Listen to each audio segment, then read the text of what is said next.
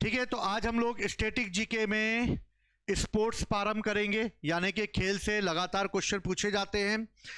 कौन कौन से इवेंट आयोजित किए जाते हैं, इसके अलावा कौन कौन सी पर्सनालिटी हैं जो कि इन खेलों से जुड़ी हुई हैं, खेलों की शब्दावलियां क्या क्या हैं और किन किन शब्दावलियों से कैसे कैसे क्वेश्चंस पूछे जाते हैं। ठीक है, कौन कौन से खेल होते हैं और इन खेलों में कौन कौन सी स्पर्धाएं होती हैं, इस पर भी हम लोग चर्चा करेंगे। ठीक है, दूसरा क्वेश्चन कैसे पूछे जाते हैं, इस पर भी हम लोग देखेंगे। तो चलो ठीक है, तो आगे बढ़ते हैं हम लोग। उड़ान शिक्षा ऐप है, इसको आप लोग डाउनलोड कर सकते हो। ठीक है, सबसे पहले हम लोग चालू करेंगे ओलंपिक गेम्स। ठीक है, ओलंपिक वर्ल्ड के सबसे बड़े खेल महाकुंभ का नाम है। ये एक प्रकार का महाकुंभ है। क्या है ये? महाकुंभ है, यानी कि पूरे देश के विदेशों के खिलाड़ी यहां इकट्ठे होते हैं और जो भी इन खेलों में जीतता है उसे उस देश का गौरव बढ़ाने का अवसर प्राप्त होता है।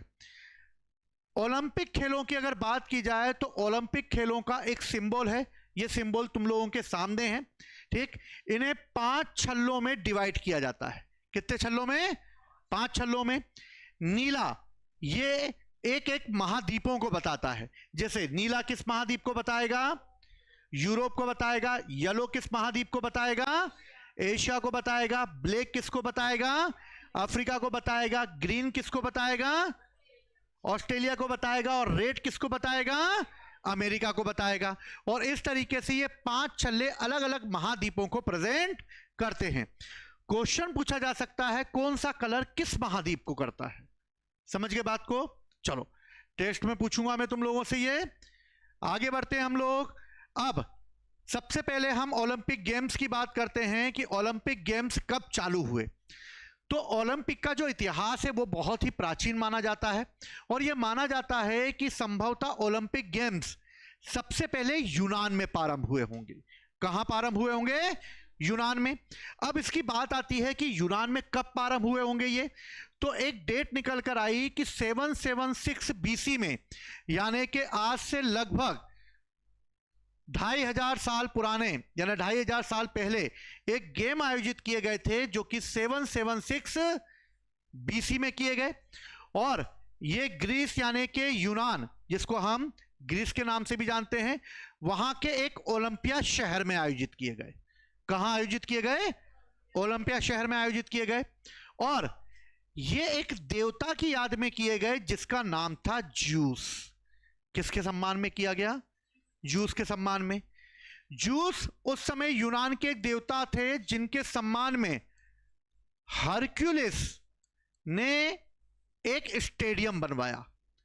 हरक्यूलिस ने एक स्टेडियम बनवाया ज्यूस के सम्मान में। समझ में आई बात?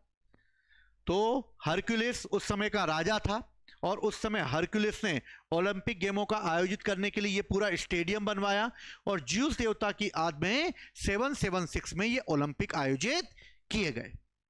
क्लियर है? ज्यूस देवता के सम्मान में हुआ था, यानी ये एक प्रकार का धार्मिक उत्सव था। एक प्रकार से धार्मिक रूप से इसके किया गया था, जिसमें देवता को याद करने के लिए लोग अपने अदम्य साहस का परिचय देंगे।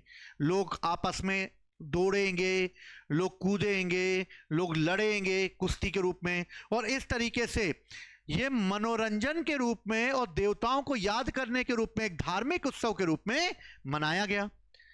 अब बात आई कि ओलंपिक खेल कब आयोजित किए जाएंगे। तो ओलंपिक खेलों का आयोजन जो है वो हर 4 साल में एक बार होगा। हर 4 साल में एक बार होगा और इसलिए इसे ओलंपियाड कहा जाएगा। क्या कहा जाएगा? ओलंपियाड।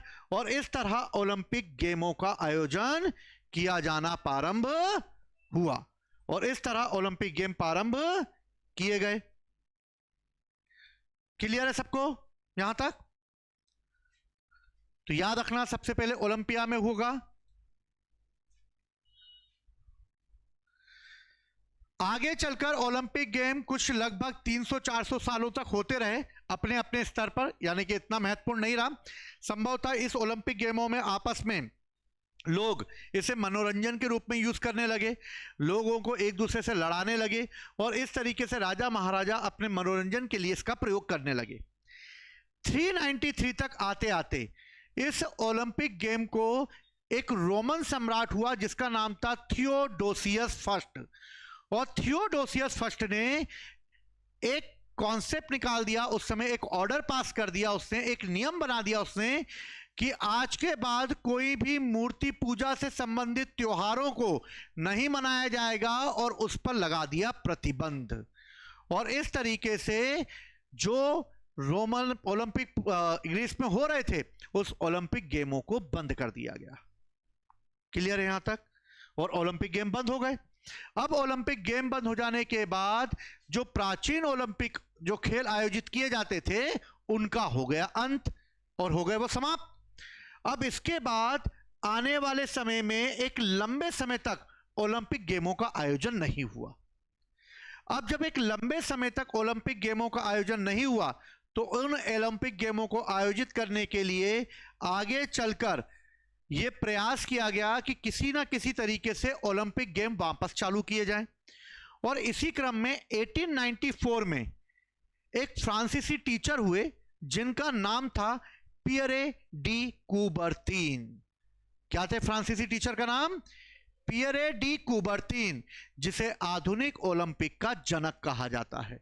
और पियरे डी कूबर्तीन ने यह सोचा कि क्या इस ओलंपिक को दोबारा चालू कर सकते हैं, और अगर ऐसा कर सकते हैं तो इसके लिए एक ऑर्गेनाइजेशन बनानी होगी। और इसके लिए उन्होंने एक ऑर्गेनाइजेशन बनाने के लिए ओलंपिक खेलों के लिए एक संगठन बनाया 1894 में। ठीक है, और इस तरह ओलंपिक महासंघ की स्थापना हुई। और 1894 में बनाते हुए उन्होंने यह तय किया कि जल्द से जल्द ओलंपिक आयोजित किए जाएं। और इसी क्रम में 1896 में ओलंपिक आयोजित करने का ईयर घोषित किया गया। तो आधुनिक ओलंपिक कब आयोजित होंगे? 1896 में होंगे। 4 में यूनियन बनेगी, 1896 में आयोजित किए जाएंगे। समझ गए बात को? अब ओलंपिक खेलों का आयोजन होगा। अब ओलंपिक खेलों का आयोजन पहला कहां होगा? पहले ओलंपिक 6 अप्रैल से लेकर 15 अप्रैल के बीच 1896 में ग्रीस में ही होंगे, क्योंकि इसका जन्म भी ग्रीस में हुआ था, इसलिए इसको ग्रीस में ही आयोजित किया जाएगा। तब वो ओलंपिया में हुआ था, अब ये एथेंस में होगा। तब वो कहां हुए थे? ओलंपिया में। अब ये कहां पर होंगे? एथेंस में होंगे। क्लियर? पर ग्रीस में ही होंगे।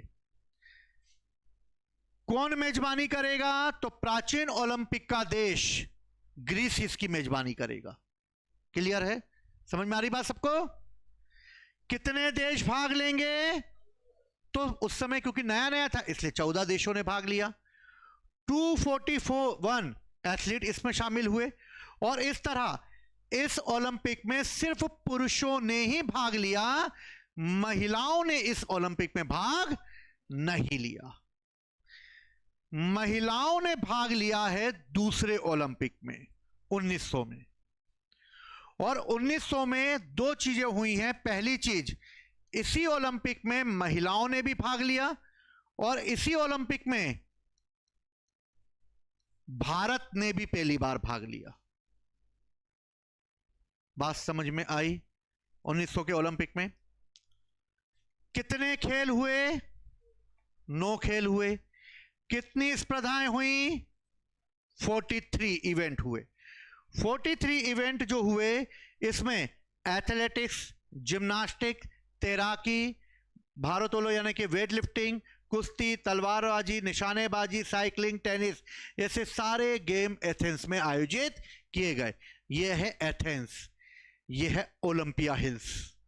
और इसी ओलंपिया में एक देवी का मंदिर है जिसका नाम है हेरा देवी। कौन सी देवी? हेरा देवी। और इसी हेरा देवी के मंदिर में क्या रखी गई है? ओलंपिक मशाल रखी गई है। और इस ओलंपिक मशाल को जलाने के लिए किसका यूज होगा? सनलाइट, यानी सूर्य की रोशनी से इस मशाल को जलाया जाएगा जब भी ओलंपिक आयोजित किए जाएंगे तब। ठीक है, इस मसाल को जलाकर जहां पर यानी ग्रीस में होगी वहां से लेकर ये वहां तक जाएगा जहां पर वो आयोजित होने वाली है। क्लियर है सबको यहां तक पॉइंट? चलो,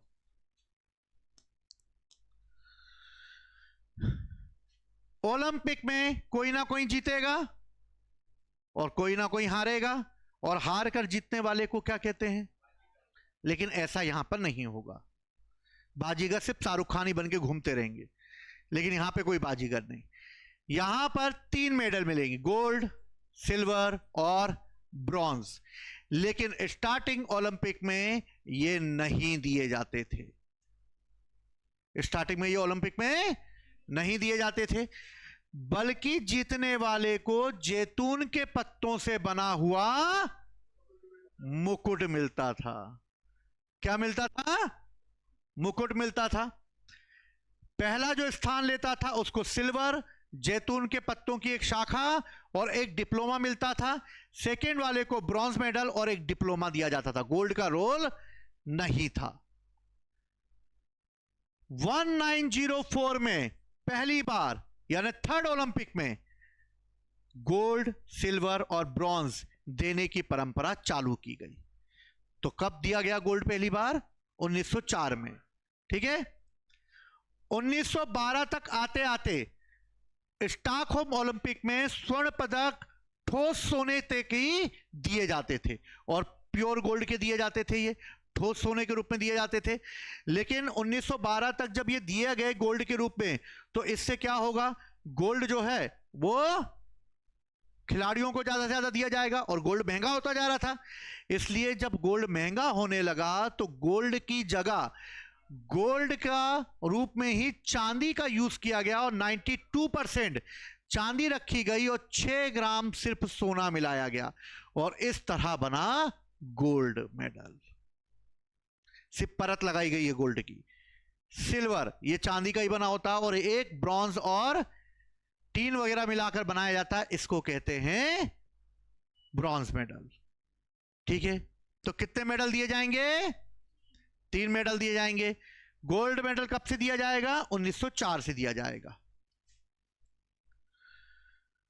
ओलंपिक गेमों की अगर बात की जाए तो अमेरिकी ट्रैक फील्ड के एथलीट जेम्स कॉलोनी ने, जिसने कि ट्रिपल जंप में सबसे पहले भाग लिया था, इसलिए पहला चैंपियन किसे माना जाएगा? कोनोली को। किसको माना जाएगा? कोनोली को। लेकिन इसमें जो सबसे ज्यादा सफल होगा, देखो कैसे होते थे ओलंपिक पहले और अब के देखो चेंजेस हो गए बहुत कुछ। अब जो ओलंपिक होते थे उन ओलंपिक में अगर देखा जाए तो उसमें फर्स्ट ओलंपिक में जर्मनी के एक जिम्नास्टिक हुए शुहमान, कार्ल शुहमान, और इसने कुश्ती में कुल 4 गोल्ड मेडल जीत लिए और इस तरीके से ये पहला एथलीट बना जिससे गोल्ड मेडल जीते। पहले ओलंपिक मैराथन भी होते थे। मैराथन कई किलोमीटर की दूरी में दौड़ने पर होता है, जो लगभग 43 किलोमीटर तक की होती है और इतनी लंबी मैराथन होती है, इससे कम भी हो सकती है। ठीक, तो इस तरह मैराथन जो रेस हुई उसमें लुई ने जो है, यूनान के लुई ने इसमें पदक हासिल किया और मैराथन भी प्राप्त हो गई। इस समय जिस ग्राउंड में यह कराया गया था उसका नाम है पानाथिनाइको स्टेडियम और पानाथिनाइको स्टेडियम में यह आयोजित किए गए। क्लियर है?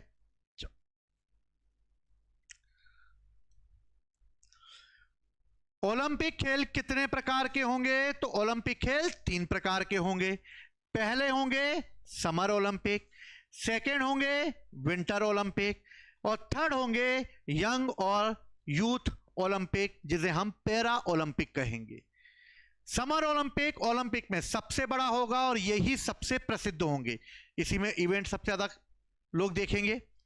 विंटर ओलंपिक बाद में चालू किए गए और 1934 के आसपास विंटर ओलंपिक चालू हुए।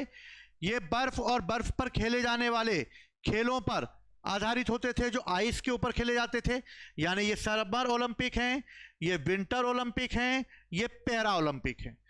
पैरा ओलंपिक में अपाहिज जो दिव्यांग हो जाते हैं, उन दिव्यांग एथलीटों के लिए आयोजित किया जाने वाला एक अंतर्राष्ट्रीय खेल प्रतियोगिता है जिसे हम पैरा ओलंपिक कहते हैं। ये दिव्यांगों के लिए होता है। ये 1960 में आयोजित किए गए, ठीक है, 1916 में इनको आयोजित किया गया, लेकिन सेकेंड वर्ल्ड वॉर के बाद पैरालंपिक की कवायद चालू कर दी गई। क्लियर है? समझ में आई बात? एक खासियत और है, याद रखना, ये समर ओलंपिक हैं, ये विंटर ओलंपिक हैं, और दोनों अलग अलग जगह आयोजित होते हैं अधिकांशतः, क्योंकि इसमें आइस की जरूरत पड़ती है, तो गर्म एरिया में तो हो नहीं सकते, यानी ठंडे एरिया में होंगे। अगर ओलंपिक, समर ओलंपिक ठंडे एरिया में हुए हैं तो वहां पर विंटर ओलंपिक भी हो जाएंगे। क्लियर है?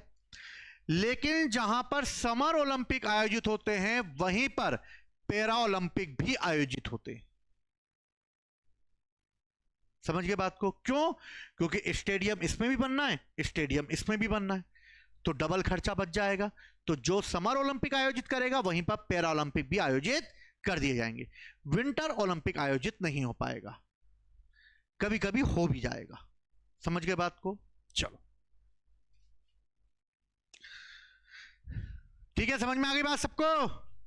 रोएगा तो नहीं कोई? छल्ले हम लोगों ने पढ़ लिए थे, तो भैया ओलंपिक में जिगर के छल्ले हैं ये। तो ओलंपिक में कौन कौन से जिगर के छल्ले हैं? जो 5 अलग अलग महाद्वीपों को बता रहे हैं, नीला, पीला, काला, हरा, लाल। इसका डिजाइन भी पियरे डी कुबर्टिन ने किया था, 1913 में बनाया था ये। तो क्वेश्चन आ भी सकता है ये, ओलंपिक के छल्ले कब बनाए जाएंगे? तो ओलंपिक के छल्ले 1913 में बनाए जाएंगे। कोई दिक्कत किसी को? इजी लग रहा है? एक बार याद करना है, स्टैटिक जीके का पार्ट है, एग्जाम में पूछा ही जाता है, कभी कभी आड़ा तिरछा क्वेश्चन आ जाए तो इसी से बना पाओगे। ठीक है, चलो।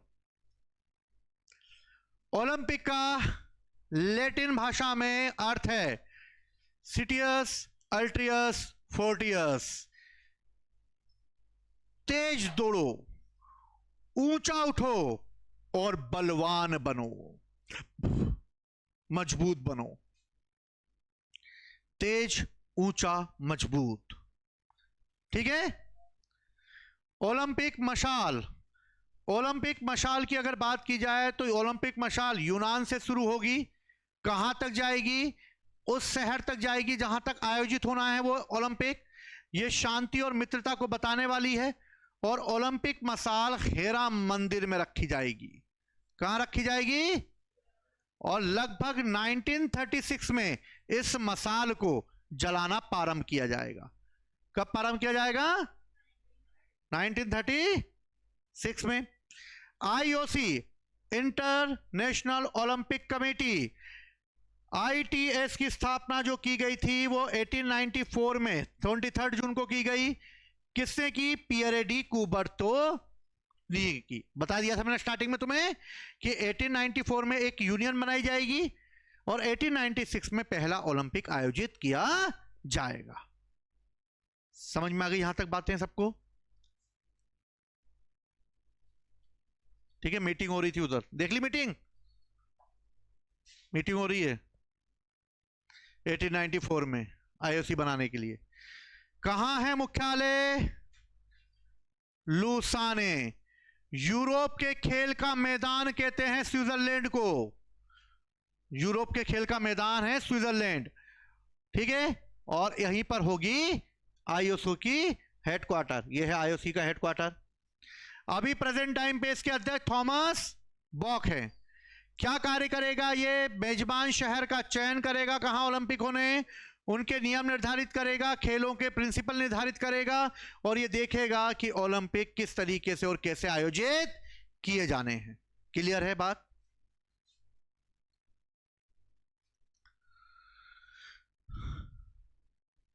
ओलंपिक में भारत, ओलंपिक में पहली बार 1900 में पेरिस ओलंपिक में भाग लिए। मैंने तुम्हें बताया था थोड़ी देर पहले 1900 में भाग लेंगे और इसी में पहली बार महिलाएं भी भाग लेंगी वर्ल्ड लेवल पर। याद रहेगा? इसमें हमारा सिर्फ एकमात्र एथलीट भेजे गए थे जिनका नाम था नॉर्मन पीचर्ड। किसको भेजा गया था, याद रखना, नाम बहुत इंपॉर्टेंट है। पहला एथलीट भारत का नॉर्मन पीचर्ड, ये इंग्लैंड के द्वारा भेजे गए थे और इन्होंने 2 सिल्वर पदक जीते। लेकिन आधिकारिक रूप से भारत ने अपनी पहली टीम 1920 के एडवर्ड ओलंपिक में भेजी, लेकिन भारत अभी कोई भी कारनामा कर नहीं पाएगा। ठीक, लेकिन 8 साल बाद हम वो कारनामा करने वाले हैं जिसको देखकर इतिहास अचंभित रह जाएगा, और हम हॉकी में बैंड बजा देंगे ओलंपिक की। और 1928 से लेकर 1956 तक हॉकी में लगातार 6 गोल्ड मेडल जीतेंगे। कितने गोल्ड मेडल जीतेंगे? और इस तरह भारत का दबदबा कायम हो जाएगा किस गेम में? हॉकी में। और हॉकी सर चढ़ पर बोलेगा लोगों के मन में, लेकिन हॉकी हमारा राष्ट्रीय खेल नहीं बन पाएगा। अनऑफिशियली रूप से हॉकी को हम नेशनल गेम मानते हैं, लेकिन कागजों पर आज भर नेशनल गेम नहीं है हमारा, क्योंकि हम लोग क्या देखते हैं सबसे ज्यादा? क्रिकेट ज्यादा देखते हैं। अगर मैं तुमसे अभी क्रिकेट का कैप्टन पूछूं तुम बता दोगे, लेकिन हॉकी का कैप्टन नहीं बता पाओगे। नहीं है इंटरेस्ट इंडियन लोगों को। लेकिन इस समय तो था, ये वो दौर है जिसे हॉकी का गोल्डन एरा कहते हैं। और इस गोल्डन एरे में हमने टोटल कितने पदक जीते? 6 गोल्ड जीते। और टोटल अभी तक हम कितने पदक जीत चुके हैं? 8 गोल्ड जीत चुके हैं। याद रखना, हॉकी में लास्ट गोल्ड 1918 में जीता था। 1980 में हमने लास्ट गोल्ड जीता। अब तक हम हॉकी में कितने मेडल जीत चुके हैं? तो 13 मेडल जीत चुके हैं। 8 गोल्ड, 1 सिल्वर और 4 ब्रॉन्ज जीत चुके हैं अभी तक हम। और इसमें से 2 ब्रॉन्ज हमने अभी जीते हैं, टोक्यो और पेरिस में, 2020 और 2024 में। और इस तरह हॉकी में हम लोगों ने 13 मेडल जीत चुके हैं। क्लियर है? समझ में आ रही कि नहीं आ रही बात है सबको? कि मुंडी ला रहे? तो हॉकी में दबदबा भारत का रहेगा 1928 से लेकर 1956 तक, और भारत इसमें लगातार 6 गोल्ड मेडल जीतेगा और लगातार 8 मतलब आगे वाले समय में 8 जीतेगा। क्लियर?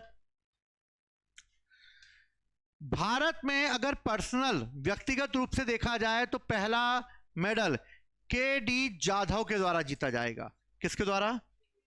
और 1952 में कुश्ती में ये ब्रॉन्ज मेडल जीतेंगे।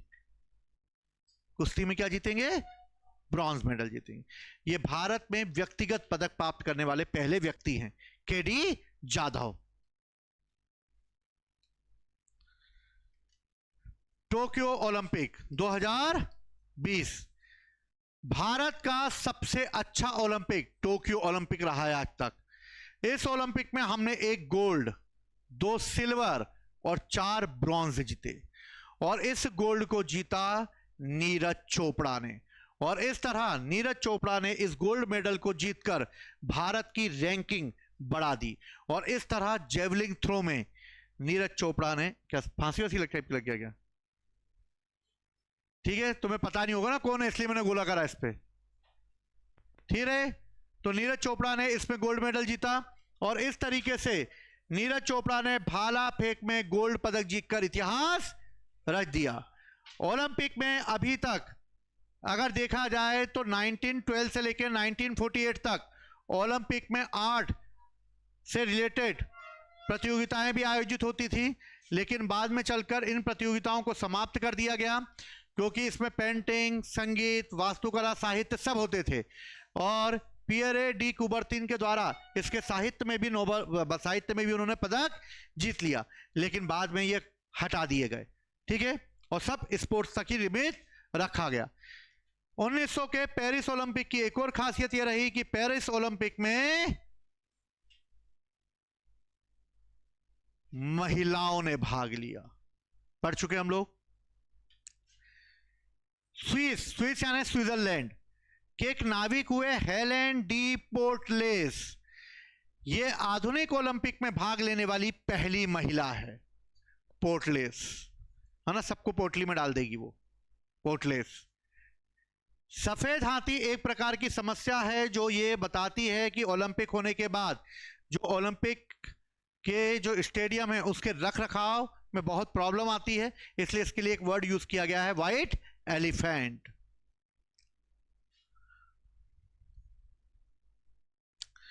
कब ओलंपिक आयोजित नहीं हुए? ऐसा 2-3 बार हुआ है, यानी कुल मिलाकर 3 बार हुआ है जब ओलंपिक आयोजित नहीं हुए, और यह हुआ है 2 वर्ल्ड वॉरों में।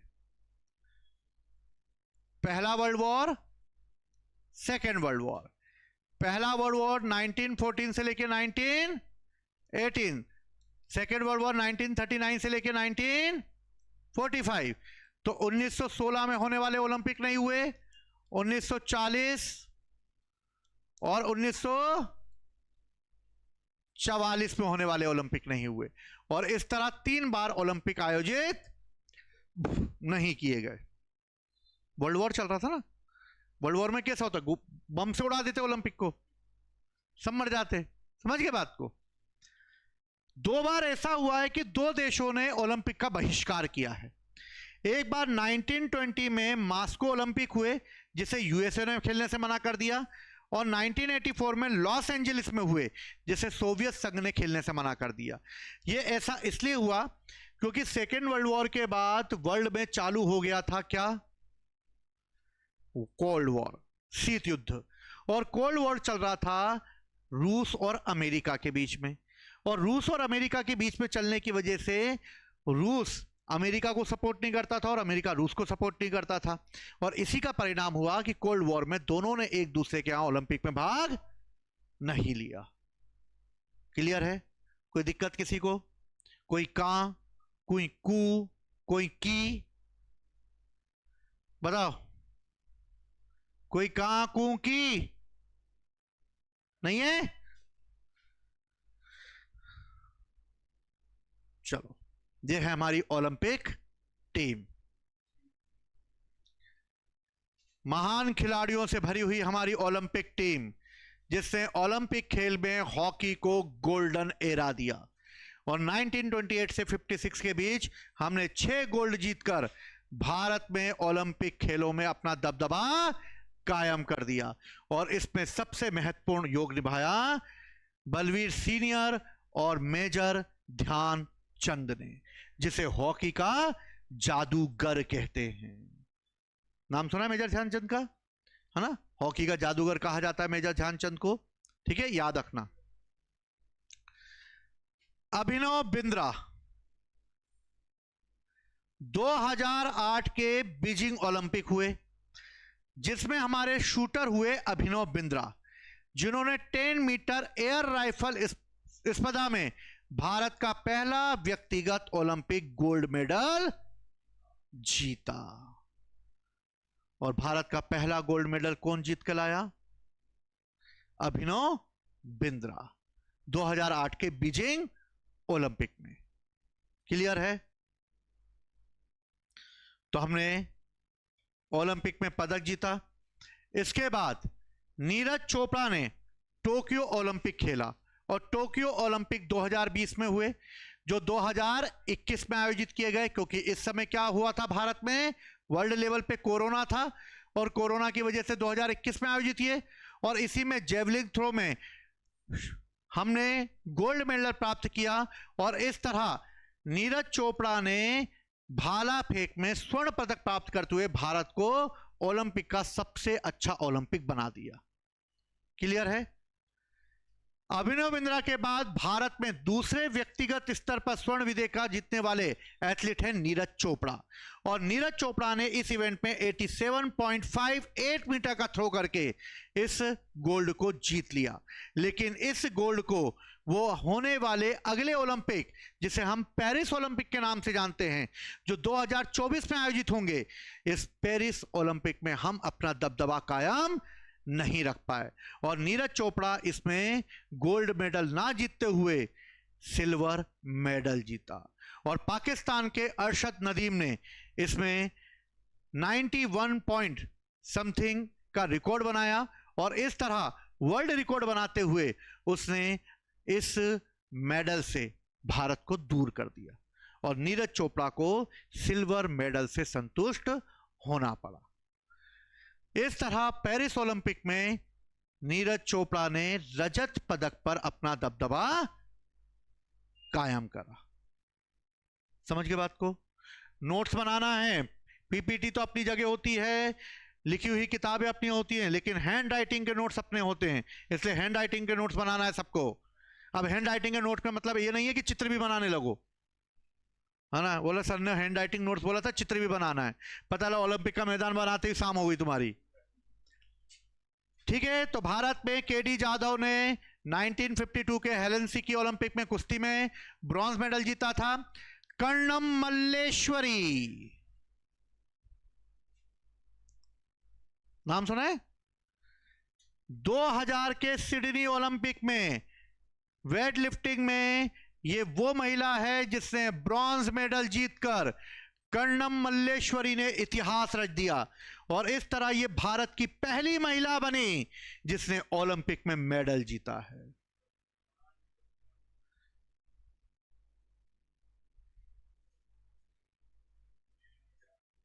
ठीक है, हाँ, दिखने रही बॉडी शॉडी। ठीक है, तो कर्णम मल्लेश्वरी ने मेडल जीतते हुए इतिहास रच दिया और इस तरह भारत की पहली महिला ओलंपिक प्लेयर बनी कर्णम मल्लेश्वरी। तुम्हें भी चाहिए तुम्हारा फोटो इसमें है?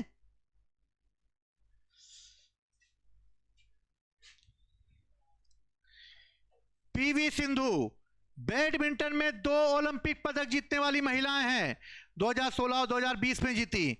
सुशील कुमार ये भी 2 ओलंपिक पदक जीते हैं, 2008 और 2012 में, ब्रॉन्ज और सिल्वर। जेसी ओवेंस 1936 के बर्लिन में प्रदर्शन करने वाली एक ऐसी महिला है जिसने सुशील कुमार और पीवी सिंधु, है ना, मेडल जीता था इन्होंने। जेसी ओवेंस वो महिलाएं जिन्होंने कि अफ्रीकन अमेरिकन एथलीट होते हुए, यानी कि जिम्नास्टिक होते हुए, उन्होंने 4 स्वर्ण पदक जीते और इस तरह जेसी ओवेंस ने अफ्रीकी अमेरिकी एथलीट होते हुए, ब्लैक होते हुए, एडोल्फ हिटलर की नस्लवादी विचारधारा पर एक बहुत जोरदार प्रहार किया और इस तरह इन्होंने ये बता दिया कि गोरों का ही सिर्फ अधिकार नहीं है बल्कि हम लोगों का भी अधिकार है। और इस तरह हिटलर ने जो प्योर ब्लड जो कि जर्मन लोगों में होता है और वही सब कुछ कर सकते हैं, बल्कि ये लोग नहीं कर सकते, और 4 गोल्ड मेडल जीतकर इसने बता दिया कि ऐसा नहीं है और इस तरीके से 4 गोल्ड मेडल जीत लिए इसने। तो तुम जैसे काले लोग भी मेडल जीत सकते हो, तो अपने आप को इस बात पे तुम लोग मत सोचना कि तुम काले हो तो नहीं कर पाओगे। ठीक है, उनकी जिन्स ज्यादा तगड़ी है गोरे लोगों से, वो मेहनती होते हैं ज्यादा लोग और उनमें रफ्तार भी ज्यादा होती है। क्या? हाँ, तुम कहीं भी नहीं आ रहे तुम लोग, ना काले में ना गोरे में। तो एक बार जब महात्मा गांधी भारत की आजादी के लिए लड़ रहे थे तो अब स्वतंत्रता संग्राम चल रहा था और स्वतंत्रता संग्राम में एक अंग्रेज रिपोर्टर उनके पास आया और अंग्रेज रिपोर्टर ने गांधी जी को बोला, गांधी जी ये इंडियंस लोगों की नस्ल कैसी है, ना तो ये गोरे हैं और ना ये काले हैं, तो ये है क्या, ये नस्ल ना गोरों में आती है ना काले में आती है। तो महात्मा गांधी जी ने उस पत्रकार को बोला कि भाई साहब आपने कभी रोटी खाई है, भारत में आए हैं तो? बोले हाँ रोटी खाई है। रोटी जब कच्ची रह जाती तब कैसी दिखती है? तो बोले वाइट वाइट दिखती है। और रोटी अगर जल जाए तो कैसी दिखती है? काली काली दिखती है। और रोटी जब सही पक जाए तब कैसी दिखती है? वाइट एंड ब्लैक दिखती है। तो समझ लो परफेक्शन तभी आता है जब ना वाइट ना ब्लैक होते हैं। और उस पत्रकार का मुंह बंद कर दिया महात्मा गांधी ने। समझ गए? समझ गए? तो तुम लोग काले हो ना गोरे, मुझे छोड़ के, है ना? तो एडोल्फ हिटलर की विचारधारा को तोड़ मारा उसने नादिया कोमानीची। कोमानीची ने 1976 के मॉन्ट्रियल ओलंपिक में एक रोमानिया जिम्नास्टिक थी जिसने परफेक्ट 10 में से 10 नंबर लेकर आई जिम्नास्टिक में, और आज तक 10 में से 10 नंबर कोई नहीं ला पाया है, वो कोमानीची ने लेकर आई थी। ठीक।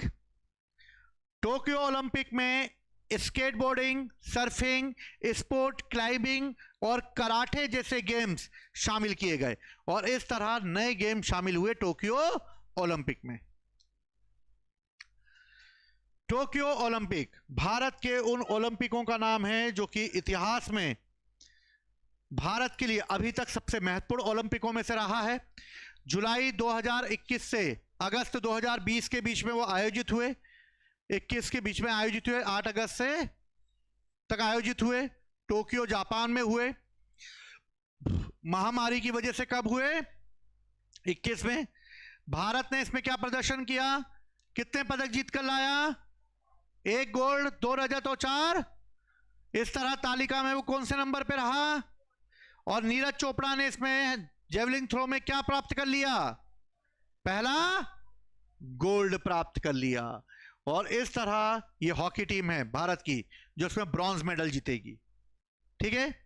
और इस तरीके से हमने इसमें जीत लिया।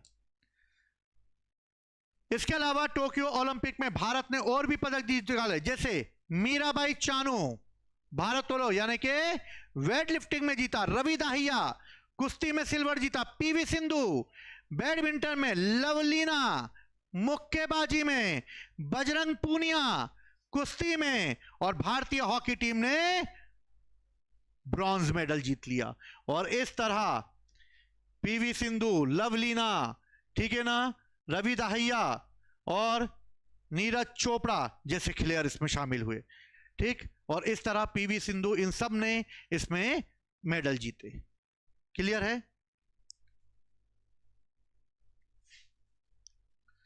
Paris Olympic 2024। पेरिस ओलंपिक की अगर बात की जाए तो पेरिस ओलंपिक, पेरिस यानी फ्रांस में होंगे। 4 साल बाद ओलंपिक होते हैं, यानी 2024 में होंगे। 20 में हुए थे, 24 में होंगे, लेकिन 20 की जगह 21 में हुए थे। ये एक विंटर ओलंपिक है, उसका 33 नंबर का ओलंपिक है ये। पेरिस ओलंपिक में तीसरी बार ओलंपिक खेलों की मेजबानी की है पेरिस ने। तो याद रखना, सबसे ज्यादा ओलंपिक कहां आयोजित हुए हैं? पेरिस। लेकिन इससे कि इक्वल जो है वो है लंदन। सबसे ज्यादा लंदन में ओलंपिक आयोजित हुए हैं, फिर पेरिस में हुए हैं। क्लियर है? लंदन में और फिर पेरिस में हुए हैं। और इस तरह पेरिस, ये एफिल टावर देख लो। देखा एफिल टावर? नहीं देखा, कोई बात नहीं। रायसेन का किला देखा? हाँ? बस पीपल्स मॉल में देखा होगा तुम लोगों ने एफिल टावर। ताजमहल भी देखा होगा, सब देखा होगा। भोपालियों को वहीं सब दिखाया जाता है। लाल किला भी दिखाया जाता है वहां पे। खेलों के लिए द्वार पेरिस ओलंपिक का वर्ड रहा। और फिगियन कैप जो फ्रांसीसी क्रांति के और स्वतंत्रता का चिन्ह था, उसे ही इसमें सिंबल बनाया गया, शुभंकर बनाया गया। इसमें एक चीज रखी गई, लिंग समानता। पेरिस ओलंपिक में जितने पुरुष उतनी ही महिलाएं, संख्या बराबर रखी गई। यह लिंग समानता को दिखाता है। ठीक। नए खेलों के रूप में इसमें ब्रेकिंग यानी कि बैक डांसिंग जैसा एक नया खेल जोड़ा गया। तो याद रखना, ये क्वेश्चन पूछा जा सकता है कि पेरिस ओलंपिक 2024 में कौन सा एक नया गेम जोड़ा गया था? तो बैक डांसिंग जोड़ा गया था। क्लियर है? ये रहा स्वतंत्रता का वृक्ष लिया हुआ फिगियन कैप। क्लियर? दिख रहा है तुम में से किसी के जैसा? कौन लाल कलर पहना है? अरे पीछे भी। अब देखो, समर ओलंपिक हुए, ये समर ओलंपिक का। विंटर ओलंपिक हो रहे, ये विंटर ओलंपिक का। दोनों एक जगह हो रहे हैं। समझ गए बात को? अब भारत का प्रदर्शन क्या रहा? इसमें बहुत ही धुआंधार प्रदर्शन का डाला हमने। लेकिन वो नहीं कर पाए जो टोक्यो ओलंपिक में करना था। एक गोल्ड लाना था जिससे हमारा बढ़ जाता। लेकिन पदक तालिका में 48 से हम कौन से नंबर पे आ गए? वर्ल्ड में 71 नंबर पे आ गए। टोक्यो ओलंपिक की तुलना में हमारा प्रदर्शन निराशाजनक रहा और 48 से 71 पर आकर नीरज चोपड़ा भी अपना कमाल नहीं दिखा पाए और हमें सिल्वर पदक से ही संतुष्ट करना पड़ा। यह उनका लगातार दूसरा ओलंपिक पदक रहा। मनु भाकर ने 2 कांस्य पदक जीतते हुए इतिहास रच दिया।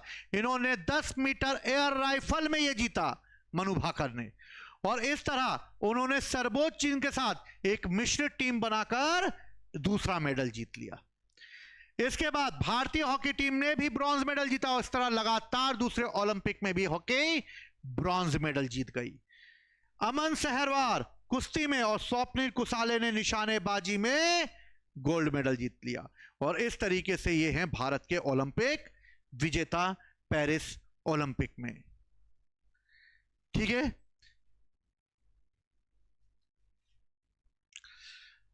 आने वाले ओलंपिक कहां आयोजित होंगे? तो आने वाले ओलंपिक 2028 में होने वाले हैं, लॉस एंजलिस यूएसए में होंगे। क्रिकेट अब शामिल कर लिया गया है इसमें।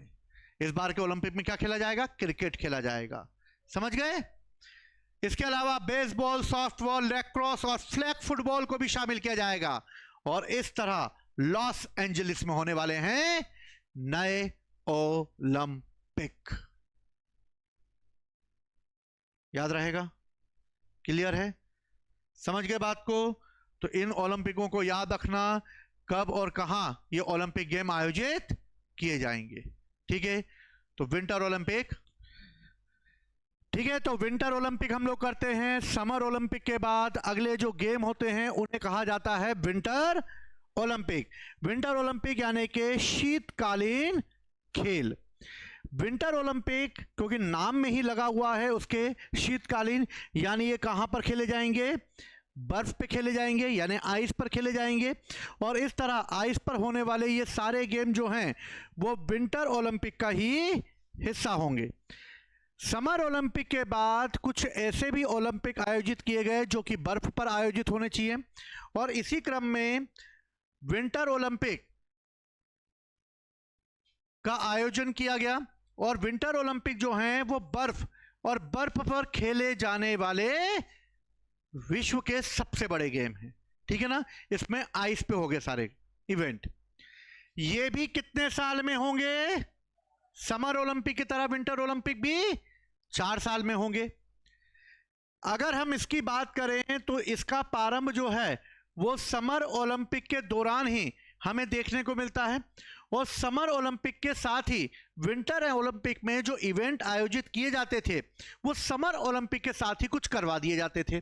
जैसे लंदन ओलंपिक में फिगर स्केटिंग और आगे चलकर फिगर स्केटिंग और आइस हॉकी जो है वो इसी समर ओलंपिक का हिस्सा रहा और इसके लिए अलग से विंटर ओलंपिक नहीं कराए गए। समर ओलंपिक में ही ये गेम आयोजित कर दिए जाते थे और इस तरीके से विंटर और समर दोनों ओलंपिक साथ में ही आयोजित होते रहे।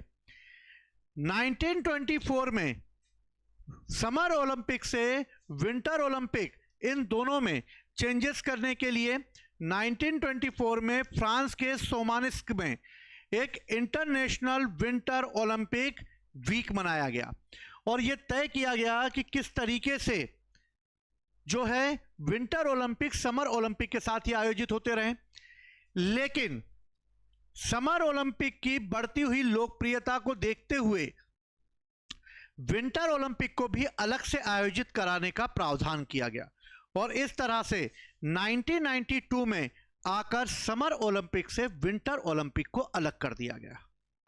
क्लियर है यहां तक? 1908 के लंदन ओलंपिक में विंटर ओलंपिक भी शामिल किए गए लेकिन 1992 में आकर विंटर और समर दोनों को अलग कर दिया गया और इस तरह पहला समर ओलंपिक से अलग होकर विंटर ओलंपिक आयोजित हुए 1994 में और इस तरह इन्हें अलग अलग वर्षों में आयोजित किए जाने का निर्णय लिया गया।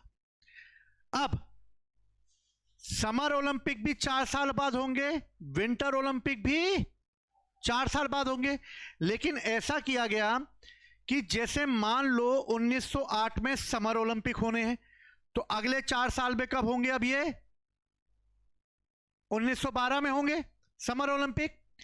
इसी क्रम में यह किया गया कि 1910 में विंटर ओलंपिक और फिर 1914 में विंटर ओलंपिक होंगे, और इस तरह दोनों में गैप कितने कितने साल का बना दिया गया? 2-2 साल का। होने ये दोनों 4-4 साल में ही हैं, लेकिन अब हर 2 साल पर एक ओलंपिक हो जाएगा। 1908 में भी, 1910 में भी, 1912 में भी और 1914 में भी, यानी हर 2 साल में ओलंपिक होने। बस अंतर यह है कि एक समर होगा और एक विंटर होगा। एक और ओलंपिक होते हैं जो मैंने तुम्हें कल बताए थे, वो है पैरा ओलंपिक। पैरा ओलंपिक जो होते हैं इसे समर ओलंपिक के साथ ही रखा जाता है। पैरा ओलंपिक को अलग से नहीं कराया जाता, ठीक है? अलग से मतलब होते वो अलग हैं, लेकिन होते एक ही स्थान पर हैं अधिकांशतः। क्लियर है? क्योंकि दोनों में खर्चा होगा, अलग अलग कराएंगे तो। इसलिए summer Olympic plus winter Olympic, summer खत्म होगा 2 साल बाद विंटर होंगे, लेकिन पैरा ओलंपिक जैसे ही समर खत्म होगा वैसे ही अगले कुछ दिनों बाद पैरा ओलंपिक चालू हो जाएंगे एक ही जगह पे। क्लियर है? समझ में यहां तक बात? यानी कि हर 2 साल में अब एक एक ओलंपिक खेले जाएंगे, कोई दिक्कत? और इस तरह इसमें कुछ स्पोर्ट्स इवेंट शामिल किए जाएंगे, जैसे स्केटिंग। स्केटिंग में फिगर स्केटिंग, स्पीड स्केटिंग और शॉर्ट ट्रैक स्पीड स्केटिंग होगा। ऐसे ही स्काइंग होगा, अल्पाइन स्काइंग होगा, क्रॉस कंट्री स्काइंग होगा, फ्री स्टाइल स्काइंग होगा, और इस तरह जंपिंग वगैरह, ठीक है, नॉर्डिक कंबाइंड, और इस तरीके से बहुत सारे जो हैं ये इवेंट आयोजित किए जाएंगे। और इसके लिए एक विशेष प्रकार के तुम्हें शूज पहनने पड़ेंगे जो आइस पे चलने में काम आएंगे। ऐसे जूते पहन के नहीं चले जाओगे, ठीक है ना? इसलिए विंटर ओलंपिक के लिए अलग से जो है वो आयोजित किए गए, और इसके तहत सबसे महत्वपूर्ण अगर विंटर ओलंपिक में जो खेल होता है वो है ice hockey, biathlon, bobsleigh, curling, luge, snowboarding, ऐसे कुछ गेम्स आयोजित किए जाते हैं। भारत में अगर विंटर ओलंपिक की बात की जाए तो भारत ने भी 1964 के इंसब्रुक ऑस्ट्रिया में होने वाले इस विंटर ओलंपिक में भाग लिया, लेकिन भारत में इस ओलंपियन में जो भाग लिया उसके अलावा भारत ने कोई भी आज तक इसमें पदक नहीं जीता है। हम विंटर ओलंपिक में कोई भी पदक आज तक जीत नहीं पाए हैं। पहला ओलंपियन अगर इसकी बात की जाए तो पोलिश मूल के बुजाकोवस्की, ये अल्पाइन स्कीइंग है, इन्होंने जीता। इस तरह शीतकालीन ओलंपिक में भारत आज तक कोई भी पदक नहीं जीत पाया है, लेकिन भारत में शिवा केशवन जो ल्यूस खेल खेलते हैं उन्होंने 1998 से लेकर 2018 तक 6 बार लगातार ये गेम खेला, लेकिन कोई भी पदक जीत नहीं पाए। इसके अलावा 2022 में बीजिंग विंटर ओलंपिक आयोजित किए गए जिसमें भारत की ओर से आरिफ खान ने भाग लिया, लेकिन यह भी कोई मेडल जीत नहीं पाए। समझ गए? तो 2020 में टोक्यो में समर ओलंपिक हुए थे, 2020 में वहीं पे पैरा ओलंपिक हुए थे, वहीं पे 2022 में बीजिंग ओलंपिक हुए, पर ये विंटर है। समझ में आ गया अंतर? और अभी समर ओलंपिक कहां पर हुए हैं? 2024 में कहां हुए हैं? समर ओलंपिक कहां आयोजित किए गए थे? पेरिस में। अभी पेरिस में हुए थे ना, कल पढ़ा था हमने, पेरिस में हुए थे। चलो, कुछ इंपॉर्टेंट फैक्ट हैं, जैसे अगर देखा जाए तो इस समय अगर टॉप लेवल पे देखा जाए तो नॉर्वे इसमें सबसे सफल देश रहा है। कौन रहा है? नॉर्वे। और सबसे हाल में ही आयोजन 2020 में बीजिंग ओलंपिक में हुआ, और इस तरह अब अगले कब होंगे? 4 साल बाद होते हैं, इसलिए 2026 में होंगे। बीजिंग एकमात्र ऐसा शहर है जहां पर समर और विंटर दोनों आयोजित किए जा चुके हैं। समर और विंटर दोनों आयोजित हो चुके हैं। और इस तरह आगामी आयोजन जो होने वाला है विंटर ओलंपिक का वो होगा मिलान में, और मिलान और कोर्टिना डी एम्पेजो इटली में इसका आयोजन किया जाएगा। तो याद रहेगा, तो एक लिस्ट बनानी है तुम लोगों को, उस लिस्ट में ये लिखना है कि कौन से गेम प्रेजेंट टाइम पे कहां होने वाले हैं। समझ गए बात को? तो इस तरह विंटर ओलंपिक में भारत का कोई ज्यादा योगदान नहीं रहा है, सिर्फ आरिफ और शिवा केशवन ये भाग ले चुके हैं लेकिन पदक नहीं जीत पाए हैं। सबसे अधिक नॉर्वे ने जीता है। इसके अलावा बीजिंग ओलंपिक में आयोजित होने के बाद 2022 में 2026 में ये मिलान इटली में होंगे। क्लियर? समर ओलंपिक अब अगले कहां होने वाले हैं? हाँ, लॉस एंजलिस के यूएसए में होने वाले। पैरा ओलंपिक, पैरा ओलंपिक जैसे इसका नाम में ही लिखा हुआ है कि ये दिव्यांग खिलाड़ियों को उनकी प्रतिभा और क्षमता दिखाने के लिए किया जाता है। इसका आयोजन तब किया गया जब सेकेंड वर्ल्ड वॉर खत्म हुआ, और सेकेंड वर्ल्ड वॉर जब खत्म हुआ तो सेकेंड वर्ल्ड वॉर में क्योंकि बहुत अधिक मात्रा में मिलिट्री ने इसमें भाग लिया, और इसके तहत कई सैनिक ऐसे थे जो इस युद्ध में अपाहिज हो गए, और अपाहिज हो जाने के बाद ऐसे सैनिकों का मनोबल टूटे ना, इसलिए इन सैनिकों को खेल भावना से जोड़े रखने के लिए पैरा ओलंपिक का कॉन्सेप्ट लाया गया। और इस तरह पैरा ओलंपिक की शुरुआत करने का मन गुटमैन के उसमें आया, और इस तरह इसके जो मैन हैं वो हैं एक ब्रिटिश न्यूरोलॉजिस्ट जिसका नाम है सर लुडविग गुटमैन। और समर ओलंपिक को आयोजित करने वाले कौन थे? Pierre de Coubertin. इन्हें फादर ऑफ ओलंपिक कहा जाता है। ऐसे ही पैरा ओलंपिक का फादर ऑफ किसको कहा जाता है? गुटमैन को, है ना, घुटने, तो गुटमैन को। 1948 में इंग्लैंड के स्टोक मेडविल हॉस्पिटल में रीढ़ की हड्डी के चोट के कारण कई युद्ध में जो ऐसे खिलाड़ी आए जो किसी बम से या किसी धमाके से या गोली लगने से अपाहिज हो गए, और ऐसे लोगों को जब इस युद्ध में लाया गया तो ऐसे इन अपाहिज जो हो चुके थे इस वर्ल्ड वॉर में, इन लोगों के लिए एक प्रकार से एक गेम्स करने का आयोजन किया गया, और इसी क्रम में एक गेम्स आयोजित किए जाएंगे आगे चलकर जिसे हम पैरा ओलंपिक कहेंगे। और इस तरह पैरा ओलंपिक को पहले स्टोक मेडविल गेम कहा जाता था। अब ये स्टोक मेडविल गेम्स का ही नाम चेंज करके पैरा ओलंपिक कर दिया गया है। समझ गए बात को? तो हॉस्पिटल में ही इनके मनोबल को ऊंचा करने के लिए गेम्स आयोजित किए गए, और इसके बाद अब इन गेम्स को आगे किया जाएगा। अब इस गेम्स को आयोजित करने के लिए इसका पहला आयोजन 1916 रोम में होगा। कहां होगा? रोम में। और इस तरह पैरा ओलंपिक पहली बार कहां खेले जाएंगे? रोम में खेले जाएंगे। तो तीनों ओलंपिक पहली बार कहां कहां हुए इसको याद रखना। समर ओलंपिक पहली बार कहां हुए? एंशिएंट एज में ओलंपिया में, और प्रेजेंट टाइम पर एथेंस में हुए, मतलब आधुनिक कहां पर हुए। विंटर ओलंपिक पहली बार कहां हुए? अभी पढ़ा आपने, फ्रांस में हुए। और इसके बाद पैरा ओलंपिक पहली बार कहां हुए? रोम में हुए। क्लियर? चलो, इस पैरा ओलंपिक में लगभग 23 देशों के 400 एथलीटों ने भाग लिया, और इसके आधार पर यह डिसेबिलिटी को आधार बनाया गया, और डिसेबिलिटी को आधार बनाते हुए इस ओलंपिक में इन डिसेबल लोगों के लिए एक प्रकार के मानक निर्धारित किए गए।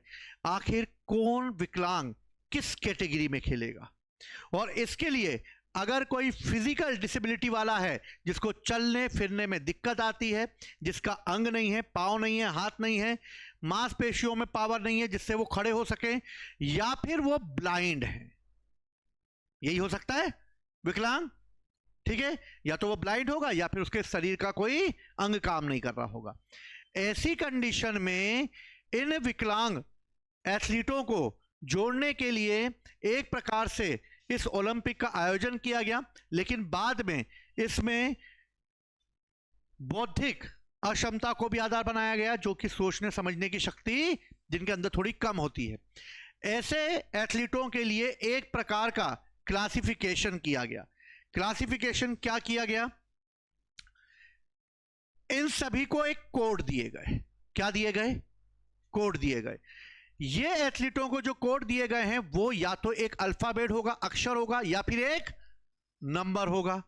जैसे अल्फाबेट में टी या एफ, क्या दिया गया? टी या एफ। टी या एफ का मतलब होता है या तो वो ट्रैक पे दौड़ेंगे यानी टी, एफ, या वो फील्ड पे। ठीक, ट्रैक वाले, फील्ड वाले। क्लियर है? दूसरा, संख्या को आधार बनाया गया और संख्या को आधार बनाते हुए उनकी डिसेबिलिटी को 11 to 13 और 51 to 54 के बीच में रखा गया। अगर 11 to 13 है तो वो ब्लाइंड हैं और 51 to 54 हैं वो व्हील चेयर पे हैं। और इस तरीके से इन लोगों को कैटेगरी वाइज डिफाइन कर दिया गया। समझ में आ गई बात? क्लियर है? ठीक है, ये डिसेबिलिटी वाले देख रहे होगे, जैसे ये क्या फेंक रही है, ये इसके हाथ में क्या है? डिस्क है। ये डिस्कस थ्रो, यानी कि एक प्रकार से इसको जो जितनी दूर फेंकेगा वो चैंपियन बनेगा। इसलिए डिस्कस थ्रो जो गेम है उसे किया जा रहा है और इसके लिए ये एक डिसेबल रूप में किया जा रहा है। और ये किस फील्ड पर हो रहा है? ये ट्रैक पे नहीं हो रहा, बल्कि ये किस पे हो रहा है? फील्ड पे हो रहा है। यानी ये किस कैटेगरी में आ गई? एफ कैटेगरी में आ गई। फील्ड पे हो रहा है, एफ कैटेगरी में। अब ये एफ कैटेगरी में कौन से नंबर पे आ गई? ब्लाइंड तो है नहीं ये, इसलिए ये क्या है? व्हील चेयर पे। तो ये एफ 51 54 में है। ये समझ गए बात को?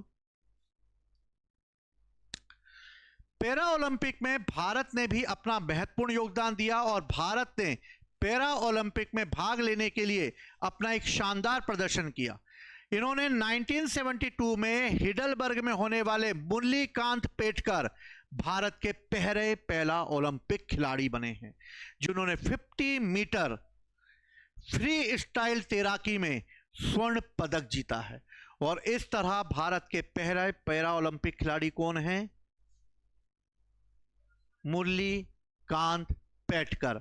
भारत के कौन? समर ओलंपिक में कौन है? जिन्होंने 1900 के पेरिस ओलंपिक में भाग लिया था।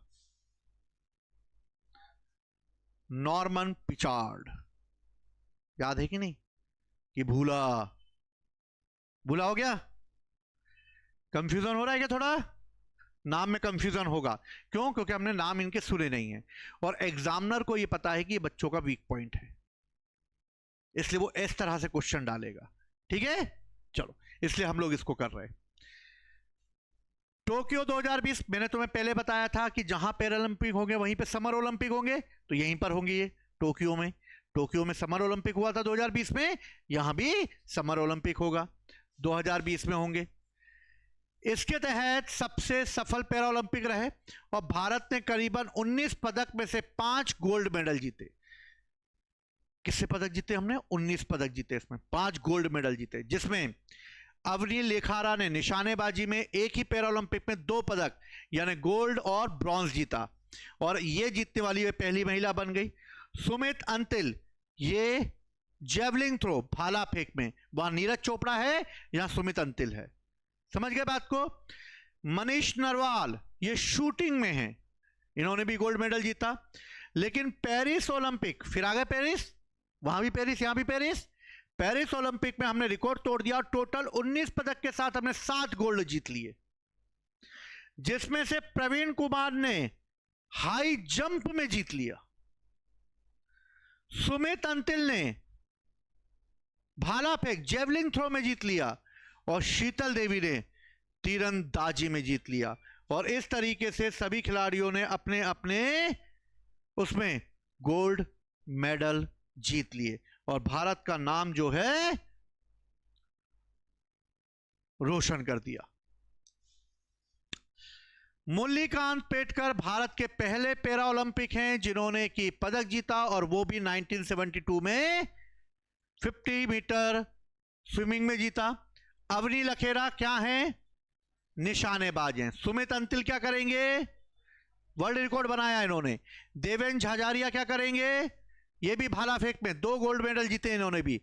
मरियप्पन थंगावेलु ऊंची कूद में जीतने वाले हैं। शीतल देवी तीरंदाजी में सबसे कम उम्र की पैरालंपिक खिलाड़ी है और इस तरह से एकमात्र आर्मलेस आर्चर है। और इस तरीके से इन खिलाड़ियों ने गोल्ड मेडल जीतकर भारत को पैरा ओलंपिक में एक पहचान दिला दी। समझ गए बात को? तो कौन सा खिलाड़ी क्या खेलता है इसको भी याद रखना, ठीक? चलो,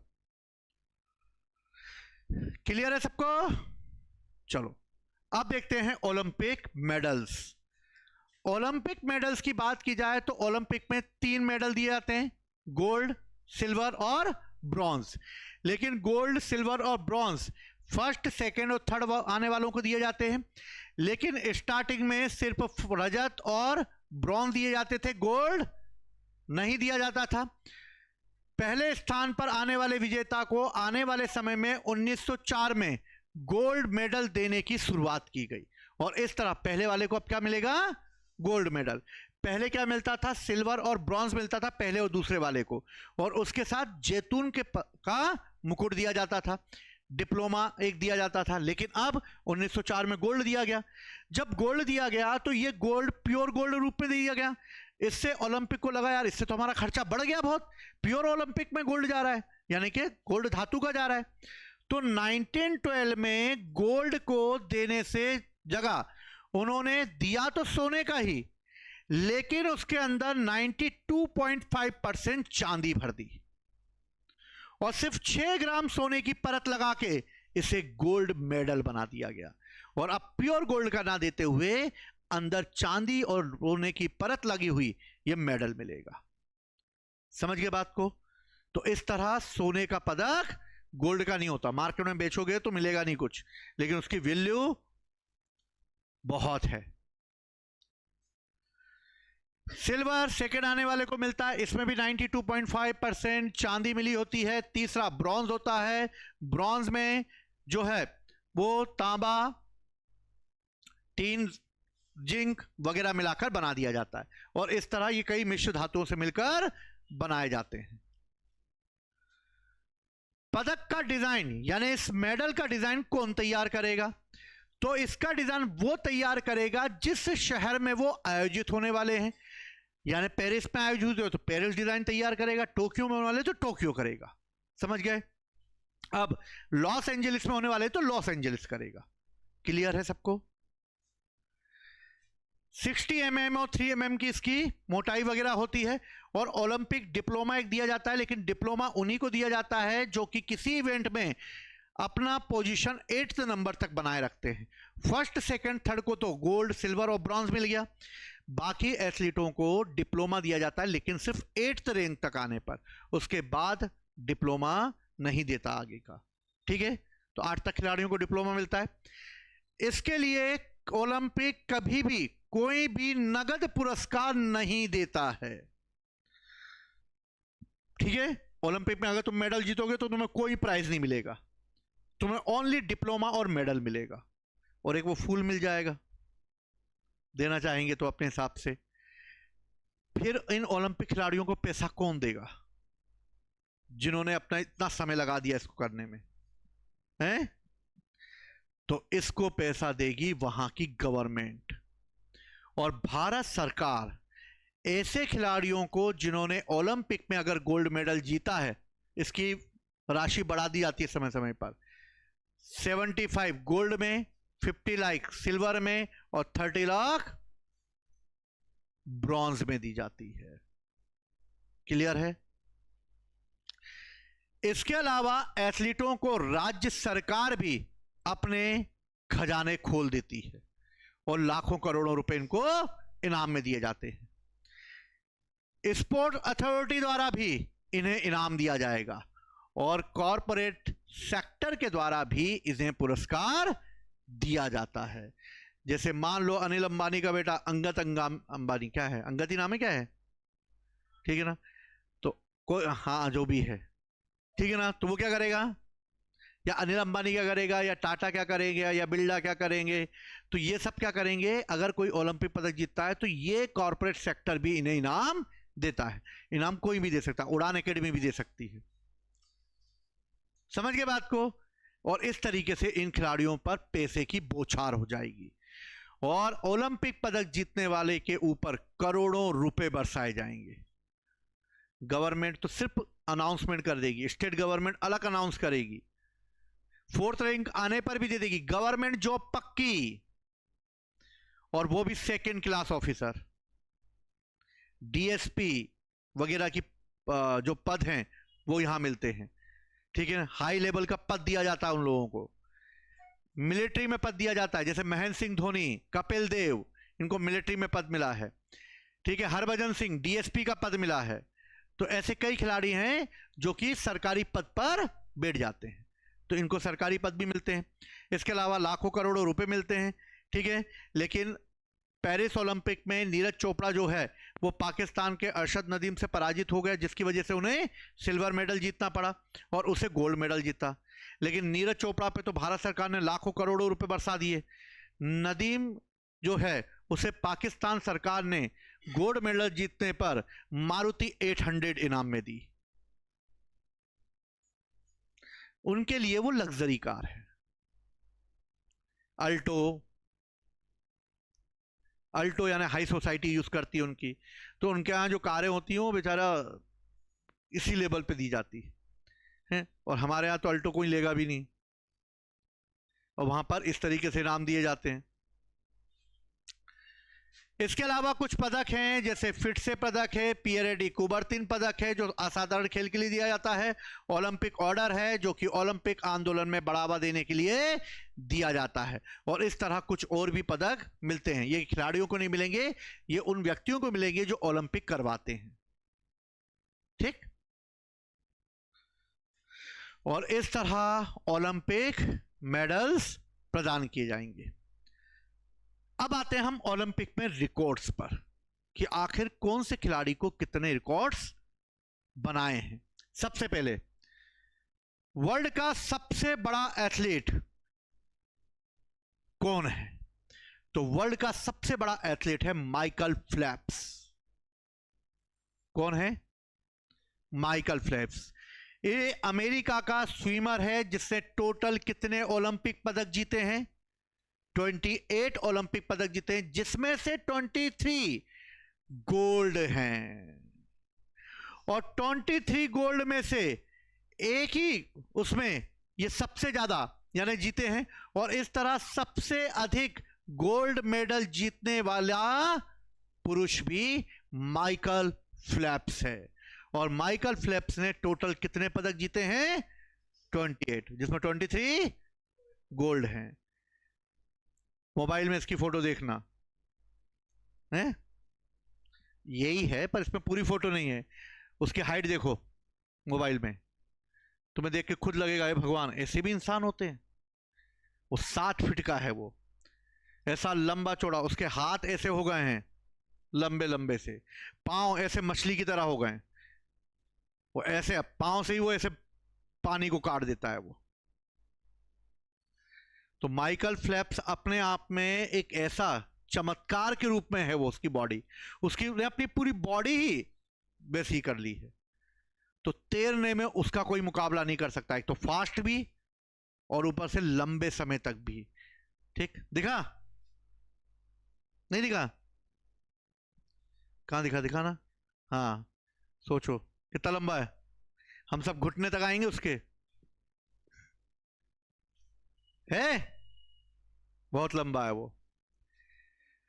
तो भैया माइकल फेल्प्स ने 23 गोल्ड मेडल जीते और सबसे अधिक पुरुष गोल्ड मेडल जीतने वाला है। इसी प्रकार महिलाओं में गोल्ड मेडल जीतने वाली लॉरिसा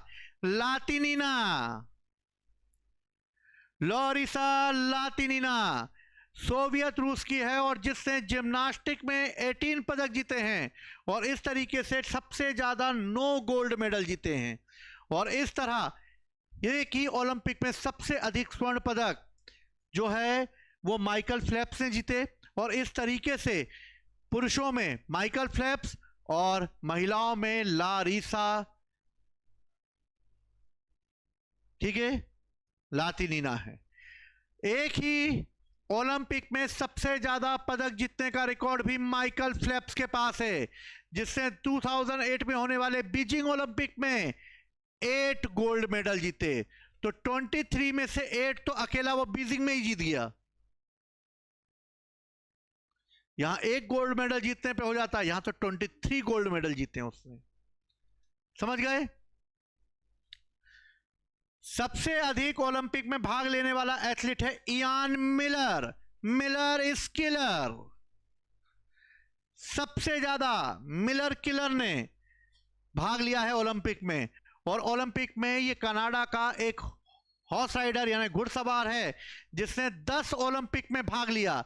और 1972 से लेकर 1912 के बीच में इयान मिलर ये भारत के सबसे वर्ल्ड में सबसे लंबे समय तक ओलंपिक खेलने वाला व्यक्ति है और सबसे उम्र दराज भी है। सबसे ज्यादा एज है इसकी ओलंपिक में भाग लेने वाला। तो सबसे ज्यादा उम्र में इयान मिलर है जिसने सबसे लंबे ओलंपिक में भी भाग लिया और सबसे उम्र दराज भी है। उसी प्रकार सबसे कम उम्र का विजेता त्रिमिथियोस लुंड्रास।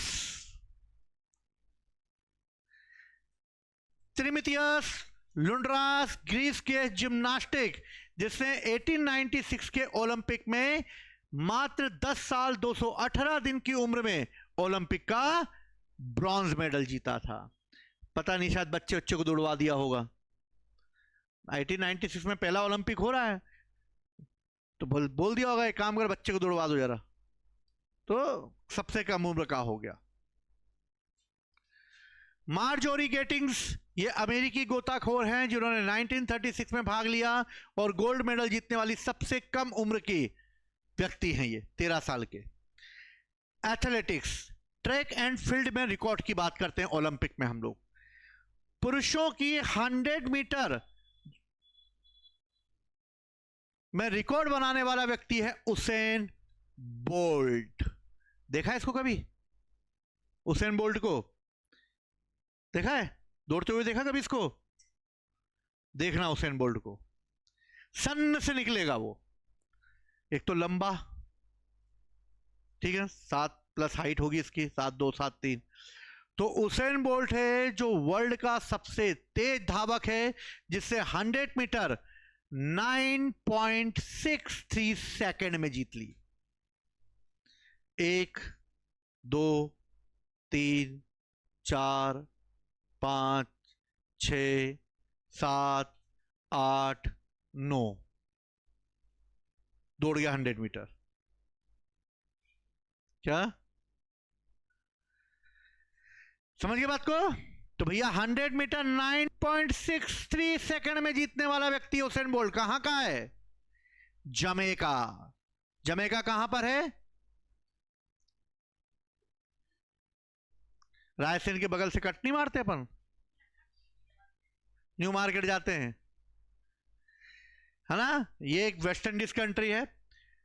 200 मीटर में भी उसेन बोल्ट ने ही जमैका का है, इससे भी 19.30 सेकेंड बीजिंग ओलंपिक में ये रिकॉर्ड बनाया। और इस तरीके से 200 मीटर का टाइमिंग है 19.30 सेकेंड। अगर तुम इसके रिकॉर्ड को तोड़ना चाहते हो तो तुम ओलंपिक खेल सकते हो। तो तुम्हें 100 मीटर 9.63 सेकेंड मात्र में जीतनी होगी। कर पाओगे? मैं भी स्कूल टाइम पे एथलीट रहा हूं, तो अभी मैं तुम्हें दिखूंगा नहीं एथलीट, क्योंकि मेरे शरीर का आकार एवं प्रकार बदल चुका है। ठीक है, अब मैं ज्योग्राफी बन चुका हूं। तो एक टाइम पर जब तुम्हारी उम्र में था तब भी मैं एक एथलीट था और मैं भी 100 मीटर करता था। और 100 मीटर में मेरा टाइमिंग था 10.4 सेकेंड। ठीक, मतलब 10.8 समथिंग 8-9 समथिंग आता था वो, यानी 11 के आसपास आ जाता था। तो 11 सेकेंड था, लेकिन वो 11 सेकेंड और ये 2 सेकेंड कम करने में हालत खराब हो जाएगी। तो समथिंग जो है 100 मीटर और 200 मीटर में अगर तुम लोग ये रिकॉर्ड तोड़ सकते हो तो क्या मैं तुम लोगों को मान लूं? मानने में क्या जा रहा है, मान लो। अरे यार तुम लोग भी यार। चलो, पुरुषों की लंबी कूद, बॉब बीमन यूएसए का है जिसने 8.90 मीटर की लॉन्ग जंप कूदी है। ये पूरा कूद गया होगा वो। कैसे कूदा? कूदा कूदा है वो तो, ठीक है। तो ये पूरा कमरा कूद गया होगा वो, 8.90 मीटर। महिलाओं में भी 100 मीटर का रिकॉर्ड एलन थॉमसन हेरा को है, लेकिन ये वर्ल्ड रिकॉर्ड नहीं है। वर्ल्ड रिकॉर्ड तो 10.43 समथिंग है वो, लेकिन ओलंपिक में हेरा ने 10.61 सेकेंड का समय लाकर टोक्यो ओलंपिक में ये बनाया है। और इस तरीके से ये स्पीड में इन लोगों ने ये पदक जीते हैं, ठीक है। तो उसेन बोल्ट का याद रखना, 10.63, वो 9.63 सेकेंड। महिलाओं के 200 मीटर की अगर बात की जाए तो जॉयनर का है जो कि 21.34 है। तैराकी में 200 मीटर फ्री स्टाइल में माइकल फेल्प्स का कोई मुकाबला ही नहीं कर सकता, और 100 मीटर बटरफ्लाई में भी माइकल फेल्प्स का कोई मुकाबला नहीं कर सकता। 15.58 मीटर है, ठीक, ये माइकल फेल्प्स, ठीक। और वो हेरा है। भारत के ओलंपिक में रिकॉर्ड्स, भारत के ओलंपिक में रिकॉर्ड्स की अगर बात की जाए तो भारत जो है उसमें सबसे पहले ओलंपिक विजेता नॉर्मन पिजर्ड, जिन्होंने 1900 के पेरिस ओलंपिक में भाग लेके 2 सिल्वर जीते। स्वतंत्र भारत के बाद पहला व्यक्तिगत ओलंपिक पदक जीतने वाला व्यक्ति केडी जाधव, यानी खासाबा दादा साहब जाधव, 1952 में इन्होंने कुश्ती में ब्रॉन्ज मेडल जीता। और इस तरीके से केडी जाधव ने कुश्ती में, और इस तरह ये मेडल उनके नाम किया। आगे चलकर एक लंबा इंतजार करना पड़ा भारत को 1952 से लेके 2008 में, और 2008 में अभिनव बिंद्रा ने 2008 के बीजिंग ओलंपिक में 10 मीटर एयर राइफल शूटिंग में गोल्ड मेडल जीत लिया। और इस तरह भारत में व्यक्तिगत स्वर्ण पदक जीतने वाले ये पहले भारतीय बन गए, ठीक। एथलेटिक्स में अगर बात की जाए तो एथलेटिक्स में पहला ओलंपिक पदक विजेता नीरज चोपड़ा, जिन्होंने 2020 के टोक्यो ओलंपिक में जेवलिन थ्रो में गोल्ड मेडल जीता। और इस तरह टोक्यो ओलंपिक में पदक जीतने वाले नीरज चोपड़ा एकमात्र हैं जिन्होंने गोल्ड मेडल जीता है। ऐसे भी भारत के खिलाड़ी हैं जिन्होंने 2 बार ओलंपिक पदक जीते हैं, जैसे सुशील कुमार कुश्ती, बीजिंग ओलंपिक और लंदन ओलंपिक में ब्रॉन्ज और सिल्वर। पीवी सिंधु बैडमिंटन खिलाड़ी, रियो ओलंपिक में सिल्वर, टोक्यो ओलंपिक में ब्रॉन्ज। मनु भाकर, इन्होंने पेरिस ओलंपिक में शूटिंग में 2 ब्रॉन्ज मेडल जीते, ठीक, सुभरजीत के द्वारा साथ मिलकर। और इस तरीके से भारत में ये सभी खिलाड़ियों ने जो है मेडल जीते हैं। इसके अलावा नीरज चोपड़ा, इन्होंने टोक्यो ओलंपिक में स्वर्ण और पेरिस ओलंपिक में सिल्वर जीता है। अभी बताया था मैंने, गोल्ड नहीं जीत पाए थे, सिल्वर जीता है।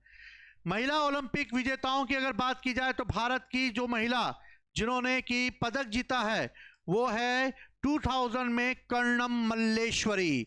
सिडनी ओलंपिक में इन्होंने हैवी वेट में जाकर ब्रॉन्ज मेडल जीता, और इस तरह ओलंपिक पदक में जीतने वाली भारत की पहली महिला है कर्णम मल्लेश्वरी। क्लियर? समझ में आ रहा है कि नहीं आ रहा? सबसे अधिक ओलंपिक पदक जीतने वाला है भारत का अगर कोई इवेंट है तो वो है हॉकी, और हॉकी में हमने लगातार कितने पदक जीते? 6 गोल्ड जीते। और अब तक कितने गोल्ड जीत लिए हॉकी में? 8 पदक जीत लिए हैं। और इस तरह 8 गोल्ड, 1 सिल्वर और 4 ब्रॉन्ज जीतने के साथ हमने टोटल कितने पदक जीत लिए? 13 पदक जीत लिए हैं। और इस तरह ओलंपिक में भारत के पास 13 पदक हैं। ये हैं ओलंपिक गेम्स। याद रहेगा, थोड़ा बहुत कर लोगे।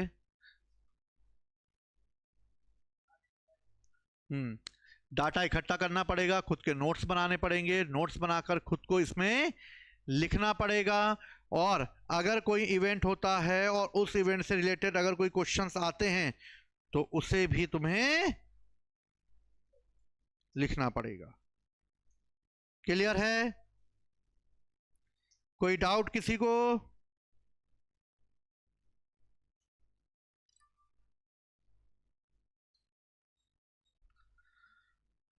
ठीक है, तो बाकी गेम्स हम लोग आगे वाली क्लास में करते हैं। ठीक है, तो ये है ओलंपिक गेम। बाकी हम नेशनल गेम्स में आगे कॉमनवेल्थ और एशियन गेम्स करेंगे। ठीक है, चलो, तो जय हिंद, जय भारत।